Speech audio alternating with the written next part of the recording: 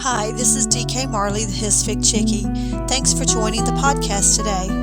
So much has been going on at the new website, the Historical Fiction Company, and I'd like to announce the Cash Prize Award for the HFC Book of the Year Grand Prize winner for 2020 is now at $500, plus an advertising package on the website.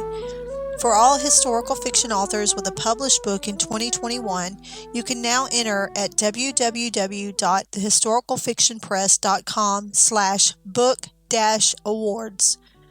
On today's episode, I am welcoming to the show Owen Pataki, the historical fiction author of Searchers in Winter, a novel of Napoleon's empire. Here is a brief blurb about the book. Inspired by the mysterious origins of the famed Rothschild's fortune, the bloody battles of the Napoleonic Wars, the notorious gangs of the 19th century Naples, and the real-life mistress who charmed Napoleon into granting Poland a nation-state, Searchers in Winter sets a cast of unforgettable characters against epic historical events into thrilling motion from the opening pages.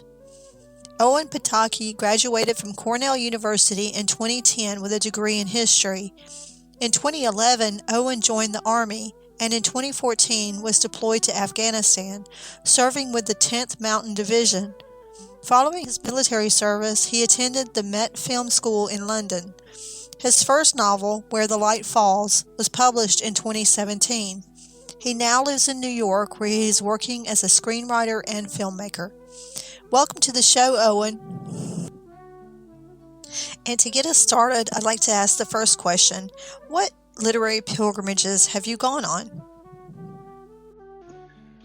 When I was writing Searchers in Winter, I was lucky enough to live and stay in Paris for a couple months while writing and doing some research. And while I was there, I made it to the Pantheon, this large classical structure in Paris that was the final resting place for several, many of the most prominent French authors throughout history. Right. And seeing, I think Voltaire was there, Victor Hugo, and Alexander Dumas, the last two who were especially influences on my own kind of writing style and are kind of literary favorites of mine. Seeing them in their resting place in Paris while I was writing about a book that's set in Paris around that same time, similar time period, that was very cool to visit. Oh, most definitely. And you are speaking my language when you said the word Paris, because I absolutely adore Paris as well. So thank you for sharing with that. I'm excited to know more about your book, even more so now. So can you tell us what the best writing tip you can think of, something that helps you and something that that might help someone else? The best writing tip I could give someone would be to write your way past what you think is not your best work. In other words, if you're stuck, if you feel like what you're writing isn't very good, or if you feel like it's just not clicking, sometimes the best way to get through that is to write out some bad writing. Get it out of your system, get past kind of the junk writing, as I would call it. And sometimes getting that out of your system kind of clears the way mentally for you to kind of lock in and find your stride. So I would recommend that people don't give up when they feel like they're not out writing at their best, but to keep going. And sometimes for me, it helps to take a little break, to read, to get away from it for a second and just read, get the wheels turning, get the juices flowing, and then dive right back into your writing. And even if it's not your best work or something you think is great, it helps to push past that. And sometimes that's when the real good writing comes out. Very, very good advice. Thank you for sharing that. Well, there are a lot of common traps for aspiring writers. What do you think some of those are, and what advice would you give for young writers starting out? For me, for speaking for myself at least, there were two traps as I was, writing my first couple of books, and I'd say they're kind of like mirror images of each other. One is you're sometimes tempted to think that it's going to be easier than it will be, and then conversely, sometimes you're tempted to think it might be more difficult or you can't do something, or you'll never be able to accomplish this or finish this book, or this would be too difficult of a project. I think at various times I've underestimated the challenge that writing these longer historical novels that I've written, how long it would take, how much research it would take, how challenging the process is, and how you really do have to push yourself. Even if you love your subject matter, your characters, your story, the setting, you still have to do the work. And sometimes, you might underestimate the amount of work you have to do, or how long it can take, or how much, of imperfect writing you have to get through until you find that stuff that you think is really good. But at the same time, sometimes we can overwhelm ourselves by thinking something's too difficult, or I don't know if I can do that, or I don't know if this is worth doing. Sometimes you have to kind of find that middle ground where you realize it's going to be a challenge, but you also accept that the challenge is good and it's helpful, and you don't get overwhelmed by, I don't think I've made enough progress, or this is taking too long. You don't want to think things are too easy, but at the same time, you don't want to be intimidated by how challenging they can be. Right. So just kind of have belief in yourself and confidence that you can write what you set out to write the book, write the story, and stick with it, and have the discipline to stick with it, and I think that's the kind of the winning formula. Yeah, I think self-confidence is definitely something that all of us as writers struggle with. So, good advice. But let me ask you this. If you could tell your younger self something, anything at all, what do you think that would be? I think it would be, don't overwrite. That sounds kind of like a simple answer, but I found my earliest writing to just be kind of overdone. There was more fluff. It was less kind of sharp and trim than I'm trying to work on now. And I don't necessarily think that that's a bad thing. I think part of becoming a better writer is finding your own style and yes, finding what works for you and what doesn't. So I would just say, keep doing what you're doing. But if there was one kind of fine-tuned critique I would give, is you don't need to write too much. If you've gotten your point across, and if you've said what you need to say, that's enough, and you can move on. Which is awesome, because I just watched the movie Genius, that's about Thomas Wolfe and his relationship with his editor, and that was the point that was made in there, which is incredible, because we all do that, and we all have started out doing that. I do it. I know in some of my books, there's too many words. So that's very good advice, to leave out the fluff and get the point across. And that's exactly what the editor was trying to express to the famous Thomas Wolfe, of all people, and how that he had that problem. Well, let me ask you this. What other writers are you friends with, and how do they help you become a better writer? Well, that one's easy, because my sister, and someone who I grew up with and sometimes, stay under the same roof with, is a New York Times bestselling author herself. And she was my co-writer for our first book, Where the Light Falls. So she's definitely the other author that I have a closest relationship with. And her example helps me become a better writer. Her work ethic inspires me. Her collaboration in my own work is invaluable, and giving me a chance to start out with when I, was just starting this writing journey. But even now, as I set off on my own solo writing career, she still is willing to give me feedback, willing to give me advice, willing to sometimes proofread or just give me feedback in my own writing. And as someone who's so accomplished and successful in her own right, her voice means a lot to me, and gives, there's serious weight behind it. So she's definitely a writer that I'm appreciative to have as a collaborator and as a family member. Wow, what a privilege to be able to have that within your own family. 2 writers in a family. I can't think of anything better. That's wonderful. So, can you give us a quick review of a favorite book by her? Because you just said she's a huge influence to you. So what about a review of her, or maybe one of your other author friends? Well, I don't know if I'd call him a friend per se, but a pen pal and an author who's reviewed and endorsed my two books. His name is Stephen Pressfield, and he's a best-selling author. He wrote the screenplay The Legend of Bagger Vance, which was made into a feature film starring Matt Damon and Will Smith. But probably his best-known novel is called The Gates of Fire, about the Battle of Thermopylae in ancient Greece, where the Spartans fought the Persians in this very kind of famous and memorialized battle where all the 300 Spartans died in the process, made into the movie 300. But the book is very different and much more historically grounded, and it's closer to the history than the movie was. But the author really, I believe he's a veteran himself, and he takes a subject, war, classical ancient Greek combat, which you might think is one thing, or it might just be violence and blood and gore and you kind of like this macho like subject matter, but he really delves into the personal lives of these Greek characters, their psyches, their fears, their hopes, their dreams, their families, what makes them these kind of ferocious warriors, but also how are they with their families? How do they overcome their own doubts and fears, their own reflections on mortality, because it's a violent world at war.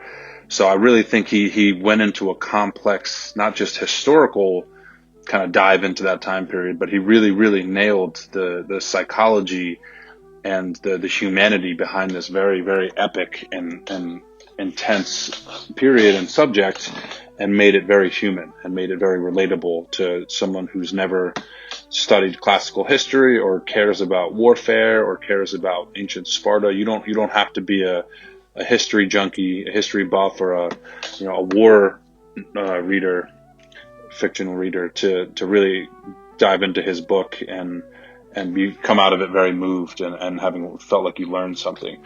So I thought that was a very extraordinary book, and I'm happy to be able to say he's a pen pal and has endorsed my own books. Oh, that's wonderful. Thank you for that review. I'm sure all of us listening to your review on that are anxious to get their hands on that one. Well, as far as your own experience in writing, has publishing your first book, did it change your process of writing at all, or is it pretty much the same? Can you kind of explain that to us? Well, to be completely honest, I think the publishing of my first book, because of the unique circumstances of having co-written it with my sister and her already established kind of reputation and cachet as a writer, if I'm being totally honest, I think it probably jaded me and probably led me to think that writing was and getting a book published and just going through the whole writer's process was probably easier than it really is. Again, part of that coming from having this partnership with someone who was already established. Yeah, but also, of course, if you're co-writing, you haven't written the entire novel yourself. So that was, if anything, that was a very unique and fun challenge in kind of having this back and forth with another writer. But it in a lot of ways, it asked as many questions as it gave answers. Just that process, it made you wonder, okay, so we've written this book together. What would it be like to write my own story? How would I, how would my style differ from our collective style or my sister's style that we kind of blended together? So it gave me an opportunity to work with someone that was very, very professional and very talented, but it also kind of inspired me to want to think about how would I approach these problems and how would I find my own writing voice without a partner, without someone who's written half the book for me. So in that sense, it changed my process in that it opened up a lot of questions and made me curious and probably led to me giving me kind of a hunger to go out and write my own books. That's very, very interesting. It's from a different perspective because not oftentimes do you get that opportunity. It's very rare, actually. So can you tell us, what do you think is the best money that you've ever spent as a writer? This kind of will give new writers an idea of where they need to focus on as far as spending their money. The best money I ever spent as a writer probably would involve travel in some way. Ooh, yes. Because traveling as a part and as a function of the research really does open my eyes, at least. I Yes. know every author, every writer is different, I'm sure, but it brings a perspective. It brings an inspiration for me, speaking at least. I It agree. it gives you a scale that if you just kind of sit behind your desk or behind your laptop or your notepad and you never get out in the world and see these physical spaces or see, a house someone lived in or a town they lived in or a setting or in my case, these historical places that, I visited Rouen, France in Normandy. And I don't know if that ever made it into the final book or it ever, was relevant to was totally essential to the process of the actual research, but it did open my eyes to this world, and it did bring the fictional side of things to life when you see the physical space and you see the locations and you see what these characters might have seen, or you see, the world they might have inhabited just briefly, even if you don't use, that exact location or that, it doesn't translate exactly directly to the page. You still have some inspiration from it, and you might learn something, and you might interact and have a conversation with someone, or you might visit a museum, or you might, gain just a funny story from that place. And as a writer of historical fiction novels that are set overseas, there's a lot that I know I still have to learn about those locations, about Right. those cultures, about those people, those societies, and getting on the ground and talking to locals or learning about the history from someone who knows it better than you do. That really does open up your eyes and your imagination to the world that your story is set in and those characters would live in. Yes, I agree 100%. And I'm a huge travel buff, and I think with this pandemic that all of our wanderlusts are suffering right now because of not being able to travel, which is so frustrating as a writer who loves to travel and do research in that way. So I totally agree with that. Well, my next question is a question I really love to ask because it kind of gives an insight into a writer's early life.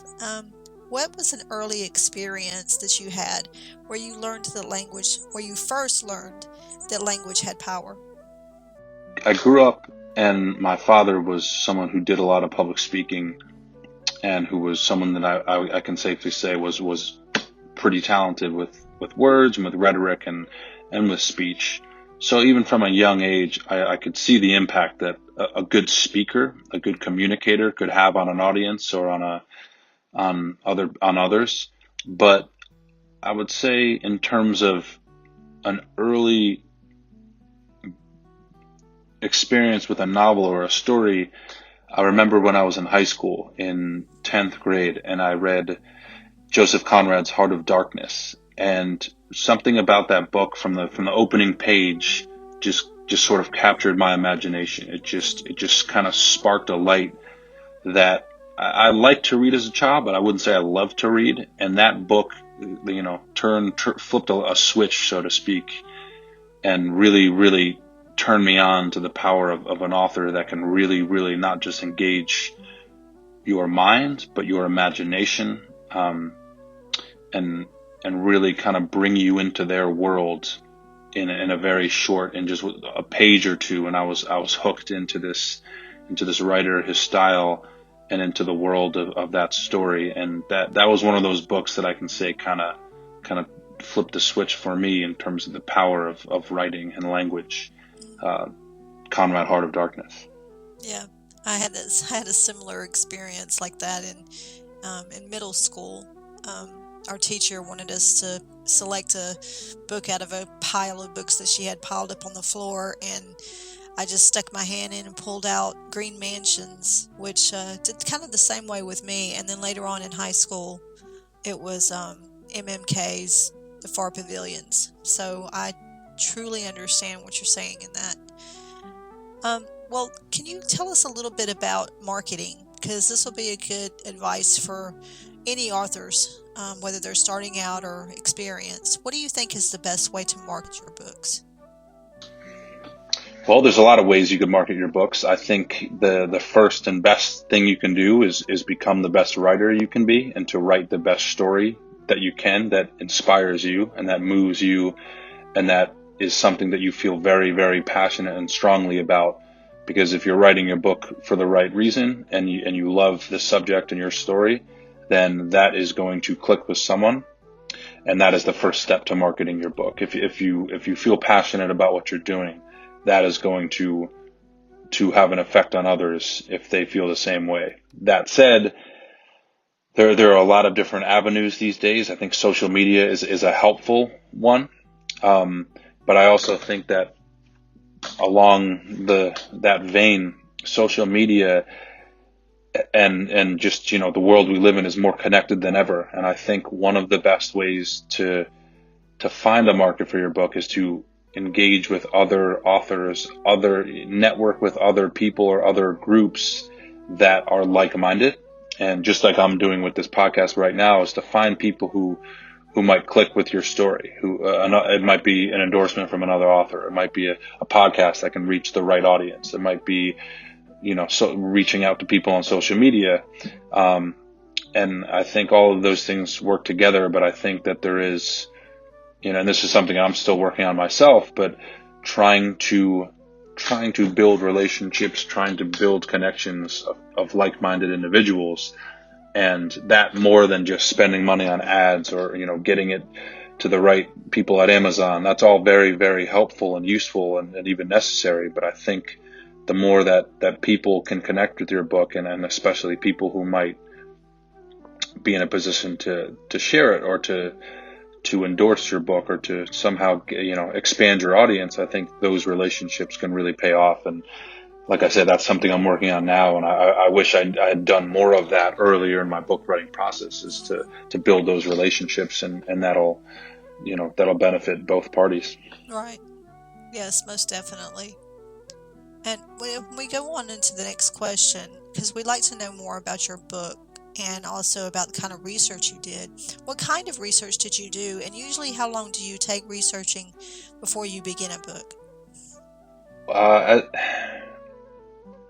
When I'm researching my books, I don't have specifically just one technique or just one, kind of research specifically. I think I try to find the best, the most pertinent and appropriate historical books, because again, I write historical fiction. So I try to find historical books that are,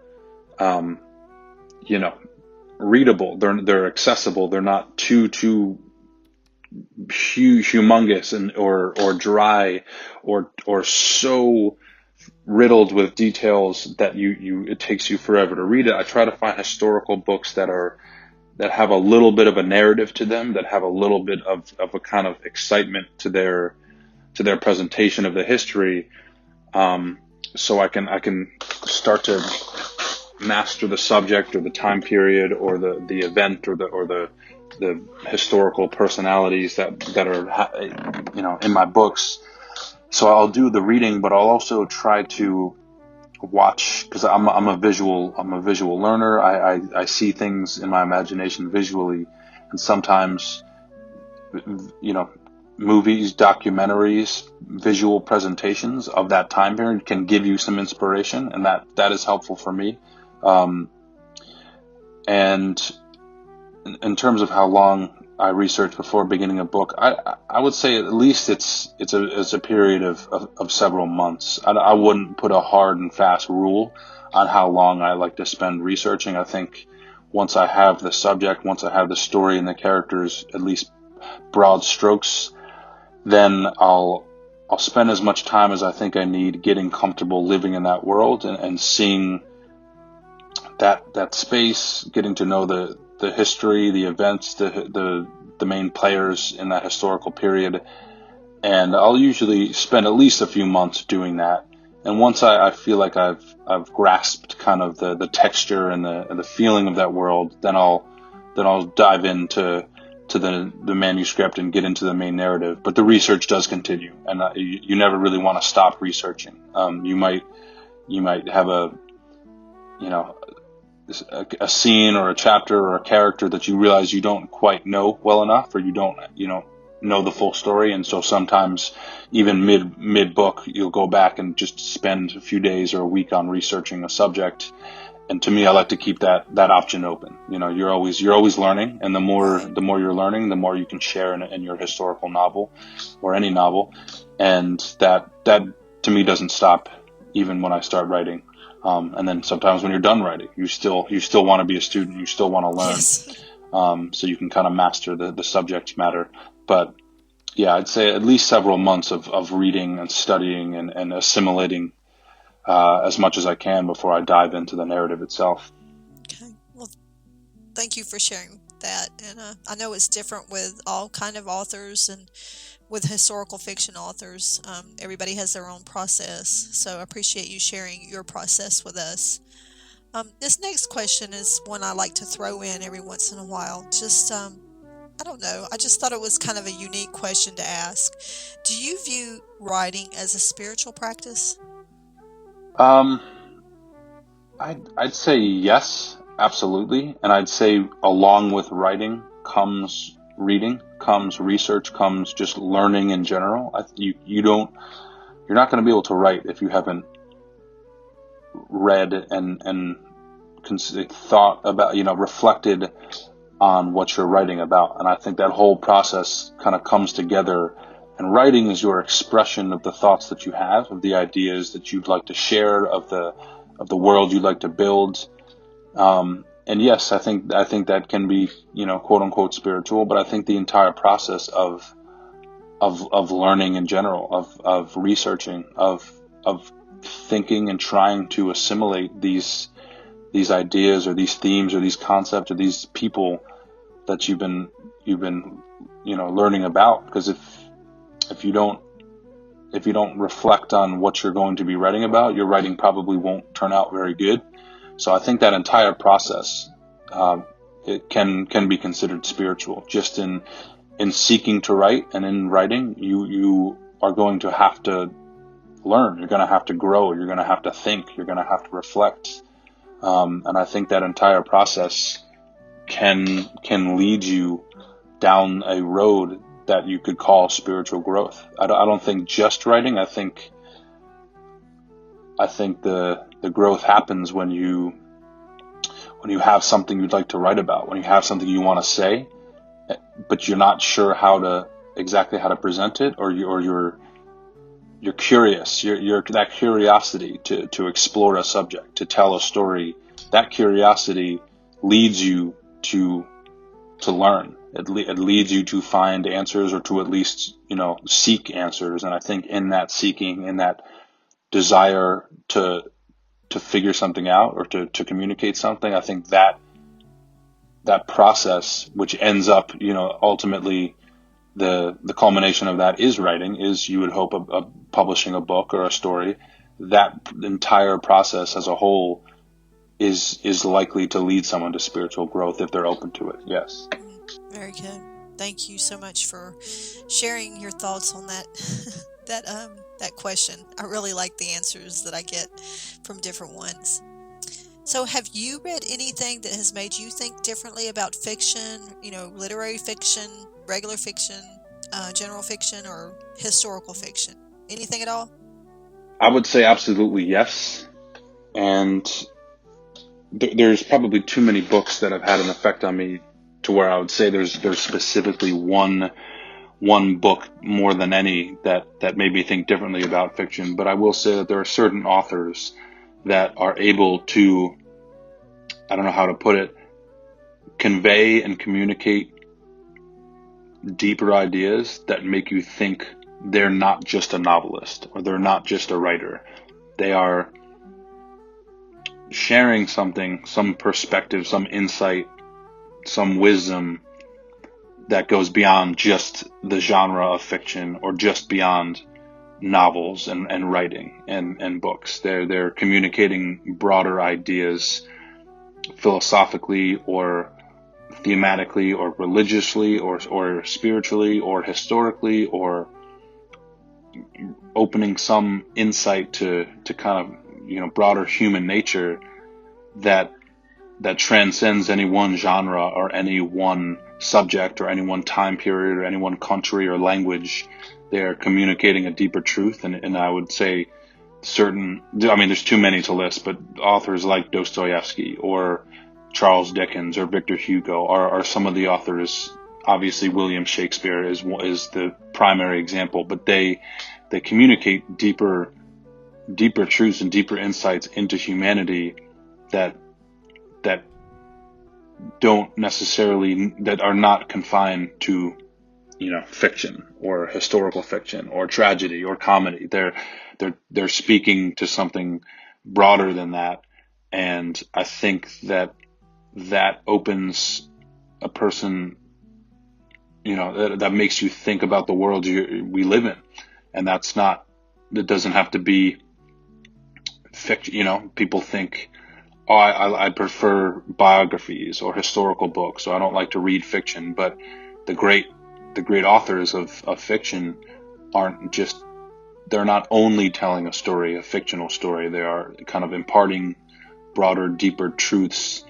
And it's usually fun to read their books and their stories and their characters, but they go somewhere kind of above what you would call book writing, into a deeper place. And I think that has opened my eyes to the fact that we can gain these insights. We can learn about ourselves, learn about others, learn about our own worlds from fiction that isn't just make-believe. There is something beyond that.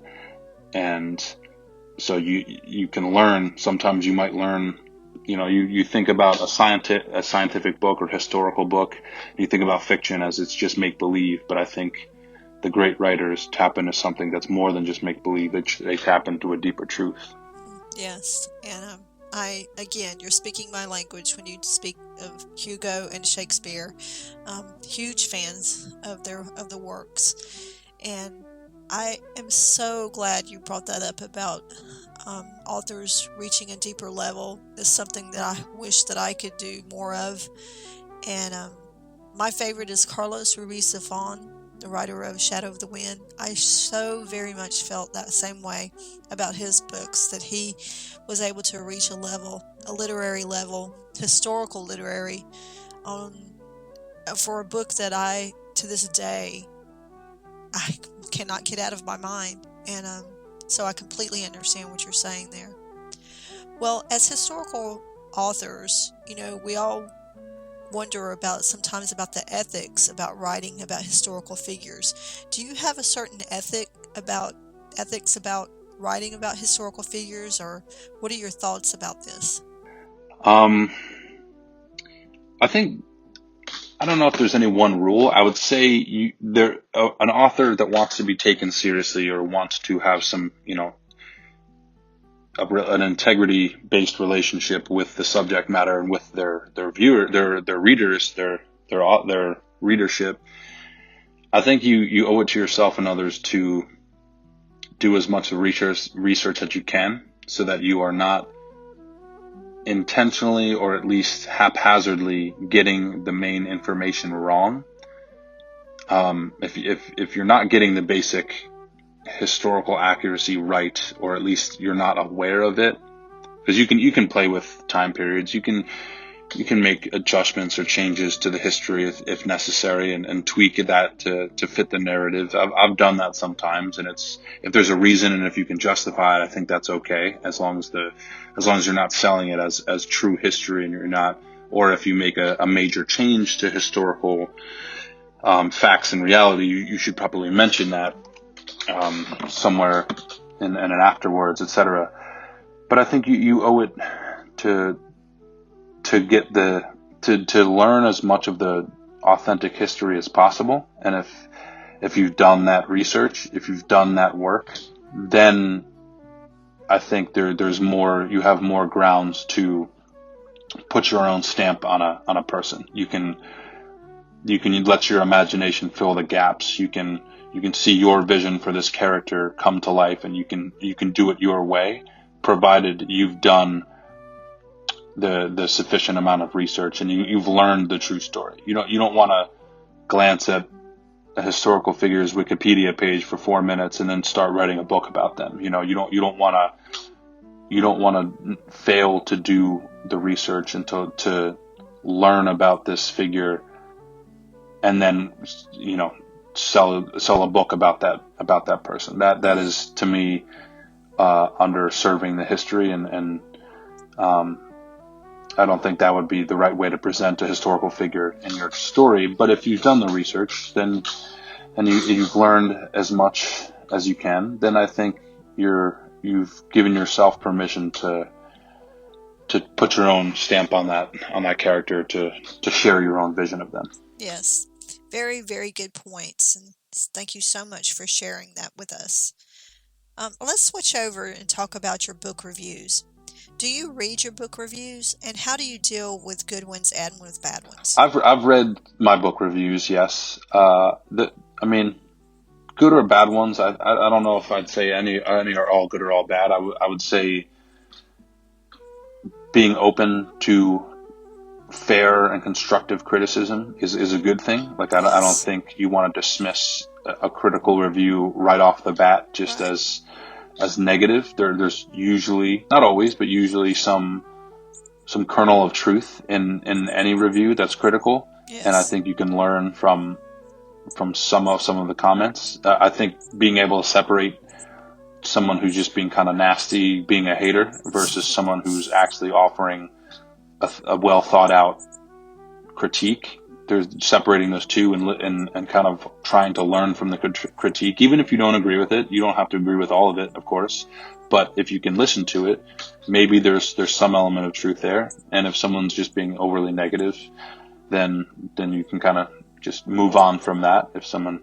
We're not all going to agree on and like the same stuff, so that's fine. You don't have to, no sense in worrying about it or taking it too personally. And then positive reviews are great, and they're very rewarding, not just for myself, but it's a very nice feeling to feel like your work and your story has had a positive impact on someone, even if they just were able to distract from their life for a few hours and have fun reading your story. You feel like you've had a positive impact on someone's life. So it's very, very rewarding to hear that people have enjoyed your story, and it's inspiring and motivating to keep going. Because if someone took something from your story, maybe they can take something the next time, or someone else can have a positive takeaway from your next story. So it is motivating and inspiring to read positive reviews, for sure. Yes, for sure. Most definitely. Well, let me ask you this. What do you think in all of this, what do you think is the most difficult part of the artistic process? I'd say there's challenges to all of it, from brainstorming and just starting out. You have a lot to figure out, and you're just kind of free-flowing ideas and imagination, and some ideas are good, some ideas are bad, but it's, you haven't done the hard work. But and the research has its own challenges of how you distill, your subject matter, your story, your period, your setting, and how do you extract the most information and hard kind of data from that without overdoing the research and spending years of your life researching and hoping something comes of that. So there's challenges for all of the artistic process. But for me, personally speaking, getting a book off the ground is the hardest thing. And I'm currently in that process right now. But before you really kind of have, a manuscript that you can go back in and edit, getting the characters, getting the story, bringing it to life. For me, for whatever reason, I don't know why it is, but it's always a challenge to gather some momentum and really get into the story. Once the story and the characters start to, have a little bit of, meat on them, then you get some momentum and you can kind of work through, and it's still challenging, but you have a little bit of momentum to go off of. But when you're trying to launch the first part of the manuscript, for me, that's always the most challenging part of writing a book, at least. Right. Yeah, very much so. Well, we're going to leave the podcast open for you without interruption. We would love for you to tell us about your novel and why you wrote about this topic. So this latest novel is called Searchers in Winter, and it is a sequel to the first book called Where the Light Falls, which the first book is set during the reign of terror of the French Revolution and moves into the rise of Napoleon Bonaparte, and who would eventually become Emperor of the French. And the second book is set in kind of the middle of the Napoleonic Wars, 1806, as Napoleon is emperor and kind of his armies are moving across Europe. And most of the characters from the second book are returning, having survived the chaos and the revolution in the first book. And the series is really about people trying to survive and trying to thrive and hold on to their humanity in times of crisis, challenge, upheaval, war, revolution, violence, fear, terror, and how they respond to that. And I wrote about this topic because I was always fascinated in the time period of the French Revolution, going back all the way to high school and before that. And the characters really kind of came to life in my own imagination as I was doing kind of my own personal research into this time period. And the characters started to, come to life before me, and the time period was this incredibly epic and inherently dramatic backdrop. And I think curiosity of that time period and not only the big players, the big personalities and historical figures, but also what life would have been like, what the challenges would have been, what kind of people would you have met, what kind of,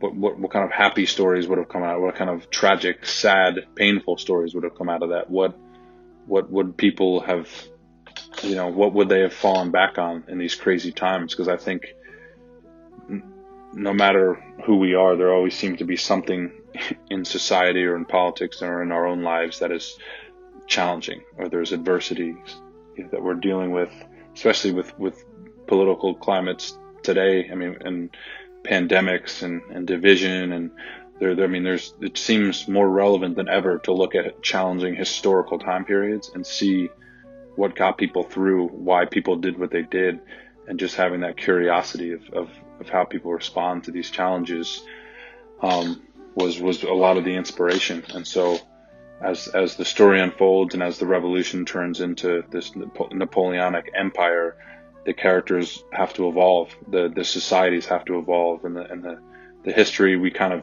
more or less know about, but I wanted to explore how these characters would change and grow, or not change and grow, or suffer, or not make it through. And so I really just wanted to explore the character side of these epic time periods and tell a fun, rousing story. So I don't want to give away too much more than that, but the adventure continues in book 2 as the Napoleonic Wars heat up and the chaos and terror and poverty of revolution kind of evolves into this decadence and this power and these epic conflicts with these epic personalities, Napoleon and all of the above. So it seemed like a natural evolution to explore the French Revolution and the characters in that setting and time period. But then it didn't stop there. The first book ended, the reign of terror ended, but where did the characters go from there? And that was a question I wanted to explore in this second book. Very, very intriguing. Thank you for sharing that. And in all of your writing in this book, can you tell us what is one of your favorite lines or passages from this book, or maybe one of the other ones?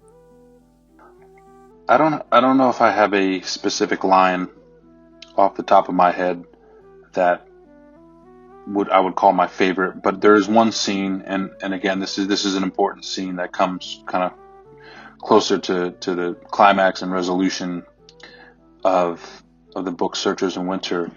And as a passage, it's a character who is at rock bottom, who's gone through a lot, who's had a tremendous rise. They've had a fall. Again, I don't want to give anything away, but they I'll say they come back to a place that was important to them in the first book, a setting that was central in the first book, and they return there accidentally. They stumble upon this place that was meaningful to them in the first story, and all of a sudden everything they've gone through, good, bad, or otherwise, the people they've lost, the people they've gained, the things they've experienced and learned or haven't learned yet, that all kind of comes together, comes to a head when they stumble on this place that was very meaningful to them. And it brings a kind of flash of insight because they've come full circle. And I think in our own lives, we have those moments where you go back to somewhere you remember from childhood, or you see someone you haven't seen in a long time, an old friend, or, you go back to a place, that you haven't been to in years, and it reminds you how far you've gone. It reminds you of the bad times, but also of the good times, and also of the journey. It's just kind of like a stark imprint on your life that this place or this person or this event was really meaningful and impactful, and all the other things you've been through, all the challenges you've overcome and mistakes you've made, they're all part of the journey.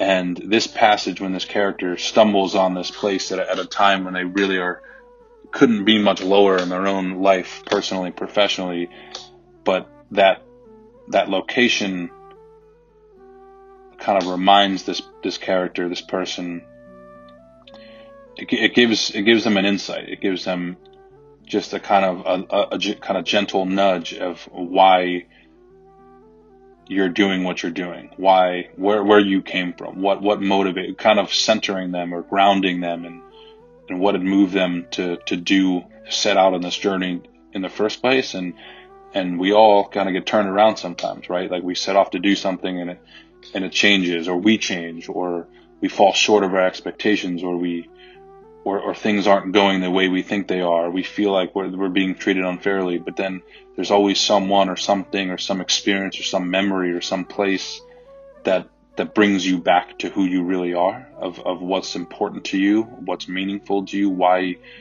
you do what you do, or what you originally had set out to do, if you've kind of strayed or lost your way. And I think that scene, to me, before I wrote it, I felt it had an impact on me, because I'd written the first story, and I knew that setting from the first one, and for that character to go so far from that, only to return there, and they're kind of one of their lower moments, it gives them perspective, and it gives them a kind of new lease on not just life, but on why they're alive, why this character does what they do, and it kind of reorients them back to what's meaningful, what's really important, what they really care about, and not just the trappings of success and wealth or prestige. It's like what it might be a family member, it might be your spouse or your children, it could be anything, but something that really gives your life meaning. And that passage where the character stumbles on this place was meaningful to me, and I could feel the character on the page, have this connection and have his moment in this place that meant a lot to them. So for me, that was a very rewarding passage to write. Isn't it awesome when those kind of things happen while you're writing, and you go back and read it and you're like, wow, that's amazing how it just develops in that way. Well, you've told us about your favorite passage, so now can you tell us about the hardest scene it was the hardest scene for you to write?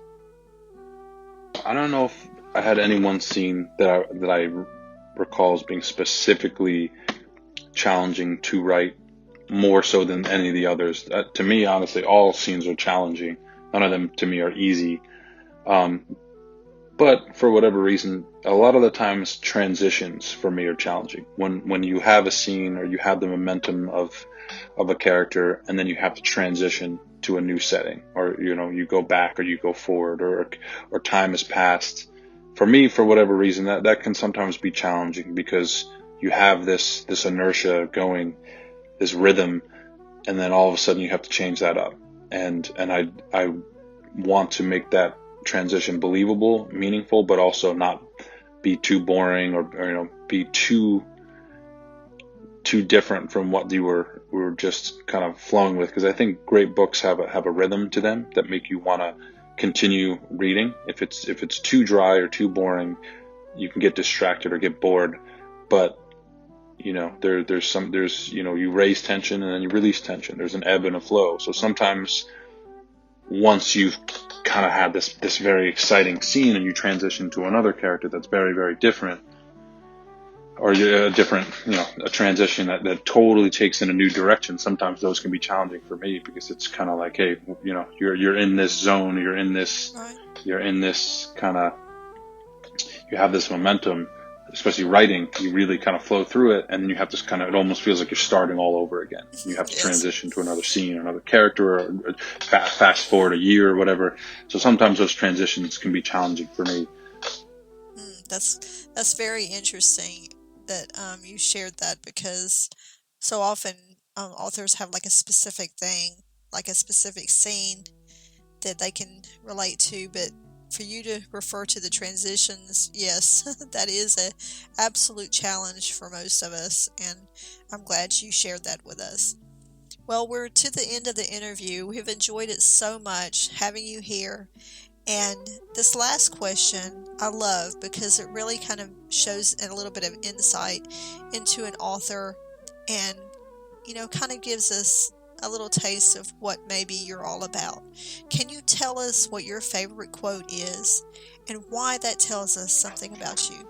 There's a quote from one of the characters says in Searchers in Winter, and he says, "He is a wise man who does not grieve for the things he lacks, but rejoices for those which he has." And that's a real historical quote from one of the ancient Stoic philosophers, Epictetus. And I think I liked that, and I figured it would be an interesting quote for a character who's been through a lot. And this character has been through the terror of the French Revolution and has lived through that. And they've come out of it with a kind of wise, at least in this, pertaining to this quote, of some sort of perspective, some wisdom. And I think there's, universal truth to the idea that gratitude for what you have, appreciation for what you have, rather than focusing on all the things that have been taken from you, which you don't have. It's easier said than done, but I think it is kind of a good quote, and it does, whether it's ancient Rome, ancient Greece, France during the French Revolution, 21st century America, wherever you are, whenever you are, that is a universally applicable truth, that appreciating what you have is more important than is probably more beneficial than dwelling on all the things you don't have. Gratitude is one of those virtues.